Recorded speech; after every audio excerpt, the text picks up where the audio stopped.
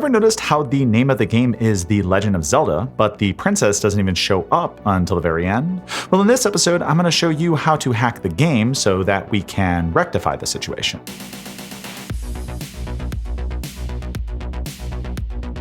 The idea here is to make Zelda the star of the show by replacing all of the sprites for Link with custom Zelda sprites, and vice versa. This is called a graphics substitution hack, and most of the time it requires exactly 0 programming, so it's a great starting point for those who haven't built up their 6502 chops. As I covered in previous episodes, graphics for NES games are generally stored as 8x8 2-bit per pixel binary tiles in either the program ROM or a dedicated character ROM. While conceptually this is pretty straightforward, it can be super messy and confusing if you try to go and directly manipulate the tile data using a tool like a hex editor. Thankfully, a Mario hacker by the name of YY wrote a program called YY-CHR that's purpose-built for modifying and creating game graphics, and it's the primary tool that I'll be using to perform the hack. But before we get started, do me a favor by hitting the like button and subscribing to the channel. After that, I'll show you how to install and start using YY-CHR. Installing YY-CHR is really straightforward and can be accomplished in 4 simple steps. First, learn how to read Japanese, then point your browser to w.at-wiki.jp/YY-CHR. Finally, scroll to the download section and click the download link. You're up on your katakana, right? I'm just kidding, the app's been translated into English, so just find the link about halfway down the page, download the zip file, and decompress it out to your desktop. The resulting folder will contain yet another folder named YY-CHR, and inside that folder you can find the YY-CHR executable. Running the YY-CHR executable for the first time might bring up a blue Windows security box saying that the app poses a risk to your computer. To get around this, click the More Info link and press the Run Anyway button. With the security warning out of the way, the first time you open the app, you'll be greeted by some friendly 2-bit per pixel fantasy game art and a very busy user interface. Across the top, you'll find a slew of menus and buttons. In the center, you'll find the picture and editor grids, and near the bottom, you'll find the palette selector, format options, and display options. Speaking of display options, one thing you might notice is that the app is pretty small, so to fix that, you'll want to click on the GUI size dropdown near the bottom of the app and try some of the sizes until you find one that feels right to you. I generally prefer 5x. A good amount of your time in YY-CHR will be spent choosing sprites inside the picture grid by clicking around and moving the window that defines the contents for the editor grid, which can then be used to draw image data. To see how this works, let's take this egg, at least I think it's an egg, and modify it by adding a crack. To begin, ensure that you have the 16 pixel by 16 pixel zoom level set, and then select the egg sprite in the picture grid. With the sprite selected, you can press Ctrl-C to copy the data for the sprite. Then, after moving the window somewhere else in the picture grid, press Ctrl-V to paste a copy of that data. With the data copied, select the pen tool from the toolbar near the editor grid and select the color with the label 0C from the palette selector below. Finally, just start drawing on the sprite to add a creepy looking crack. Take note of how the picture grid updates as you make changes to the selected tile data. There are a bunch of different drawing tools on the right-hand side, but they're all pretty self-explanatory, so I suggest playing around with them to get a feel for how they work. Also, if you don't like something you drew or make a mistake, you can use Ctrl-Z to undo the last action. As far as graphics editing is concerned, this is pretty much all there is to using YY-CHR, and honestly, it's not really all that different from any other drawing tool like Photoshop. To really see why it's useful, we need to use YY-CHR to directly edit a game's ROM file. Before you go editing a ROM, I suggest that you first make a copy of the file and work on that instead. Since you'll be manipulating the binary data for the game, it's possible to completely destroy it by accidentally overwriting program code instead of graphics data. YY-CHR does not differentiate between the two, so be careful. With your copy safely created, go ahead and load it by dragging the file into the app. The view can be a bit confusing at first, but what you're looking at is the raw binary data and 6502 instruction code interpreted by YY-CHR as graphics data. Some games will be automatically loaded with the graphics displayed in the picture grid, but only if the game's cartridge used a dedicated character ROM chip.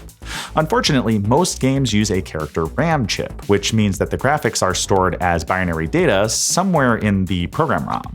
So our first order of business is to start scrolling through the data to see if we can pick out any sprite tiles that we recognize from the game. For instance, this section near address 3C00 visually looks like gibberish, so it's most likely either a data table or 6502 program code. But right below it, near address 5000, we find some honest-to-goodness graphics data, though not the data we're looking for. Continuing the search, we finally hit paydirt around address 8000, and it looks like this section of the ROM contains all of the sprites for link, items, the menus, and text, though something does seem a bit off here.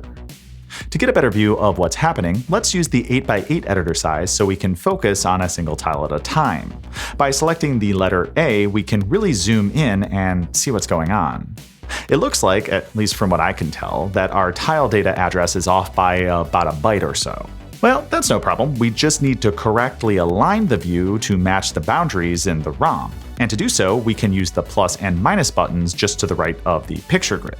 The plus button adds a byte to the view address, so let's start there. Nope, that actually made things worse. So we'll use the minus button to subtract a couple of bytes, and nice. The view is correctly aligned. The next thing we need to handle are the palette colors, because this purple, pink, and peach thing that we've got going on is making it a little hard for me to see exactly what I'm trying to edit. Thankfully, we can use the palette selector to create our own custom palette that more closely resembles the colors used by the game. To do so, select any of the 16 palettes and start changing the colors as you see fit. I ended up going with 0F, 1A, 37, and 17. Finally, we can really dial in the graphics by using the pattern options dropdown. Many games use similar sequences to denote the tile position for compound sprites. For instance, each animation of Link's character sprite is composed of 4 8x8 tiles. One for the top left, the bottom left, the top right, and the bottom right. Looking at the data in the ROM, it appears that this is exactly the way that the tiles for each frame are laid out. So we can get a better view of things by selecting the FC/NES X16 option from the dropdown to sequence the tiles in such a way that the data is easier to edit. Initially, after selecting the option, the data is again misaligned, but that's easy to fix using the block +1 and -1 buttons to the right. With a bit of fiddling, we can finally dial in the ROM address and be presented with a nice, clean picture grid. With the picture grid for Link's graphics dialed in, let's save the exact position to a jump list. Jump lists are basically just big lists of bookmarks for specific address positions in a ROM, and make it easy for us to jump around between different sets of graphics as we're making changes. To add an address to the jump list, click on the star icon to the right of the picture grid and select the Add Address menu option. Doing so will display an input dialog where you can give that address a meaningful name. After pressing OK, you should notice that a new file appears alongside the ROM you've been editing. It'll have a .jumplist extension, and it's this file that holds all of the jump list addresses that you define. At this point, you can scroll through the ROM, changing the address for the picture grid at will, and whenever you want to go back to the sprites for Link, you just need to click on the star icon again and select the address that you just saved. The next step is to find the graphics for Princess Zelda. So once again, we're going to have to start digging through the ROM to look for additional image data. After a bit more scrolling, we find some data that definitely looks like sprite graphics starting around address BE8F. However, just like the last time, our view of this address seems to be a bit off, causing the images to be misaligned. One more time, we just need to use the address modification tools to the right of the picture grid, and with a little bit of work, the sprites come clearly into view. This time, it looks like we've stumbled across some terrain and enemy sprites, and after scrolling through them, we find what we're looking for right at the bottom. With a few more tweaks to the address, we can get Zelda's sprites aligned to the top of the window. And with this view in place, it's simply a matter of adding a new jump list address to save this position in the ROM so we can access it again later. With the location of the graphics identified, the final step for the substitution hack is to replace the original game graphics with custom ones that produce the desired effect. One way to proceed would be to modify the ROM file by selecting the sprites that we want to change and editing them directly. This method will work, but it's somewhat inflexible, especially if you don't already have a very clear idea of the exact changes that you want to make. Instead, let's make use of another YY-CHR feature called the temporary bitmap to perform our editing outside of the ROM file itself. On the far left side of the program, you'll find a tab with the name 8bppp temporary bitmap. Clicking on it will change the view to the temporary bitmap editor, preloaded with some… what the f***? You'll want a blank slate to begin with, so pressing the new file button on the menu bar will clear this bitmap and get rid of whatever the hell that was. Anyway, go ahead and save the new bitmap that you created to a file called scratchpad.bmp right next to the ROM you're editing. You may need to reopen the file in order to ensure that YY-CHR is editing it appropriately. Not sure if this is just a bug with the UI or if the file isn't loaded correctly after saving. Regardless, you should now have a nice big blank slate in which you can draw some new sprite graphics. The first step to creating those graphics is to grab the data from the ROM at the locations we found earlier. To do so, switch back to the Character ROM tab, change the edit size to 128 by 128, and then press Ctrl-C to copy the entire page of data. At this point, you can switch back to the temporary bitmap and paste the data into one of the quadrants. After copying over the data for both locations, switch the palette selector to the Pal Set option and ensure that your custom palette is selected. This will make things a lot easier to see. The two 128 by 128 regions that we place at the top of the temporary bitmap will be where we place the final 16 by 16 sprites that we draw. Since the original data isn't being overwritten, we can always switch back to the ROM to view or copy data as we work through the process of performing the sprite substitutions. The blank area on the bottom of the bitmap can then be used as a scratch pad in earnest. In my workflow, I tend to do most of my actual drawing down there and transfer completed sprites back up to the pages above. As an example, let's take a detailed look at how I ended up drawing the front view for Zelda and swapping her position in the ROM with Link's. First, I copied Zelda's sprite data into a temporary spot below and created a full 16 by 16 sprite by making multiple copies, using YY-CHR's mirroring tools and moving the data around via cut and paste. I then copied the sprite for Link into the temporary spot and noticed a difference between his sprite and that of Zelda's. As I showed in NES Graphics Explained, OAM sprites can be flipped horizontally by setting a specific attribute at runtime.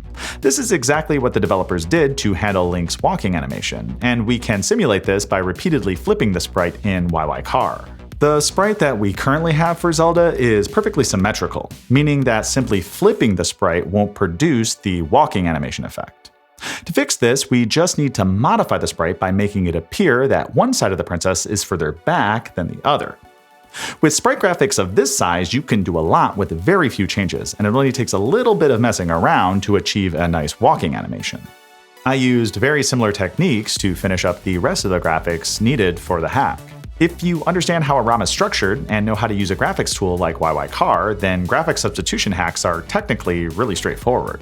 The hardest part of the process for me was the actual drawing of the sprite graphics, which makes sense because making sprites is an art unto itself.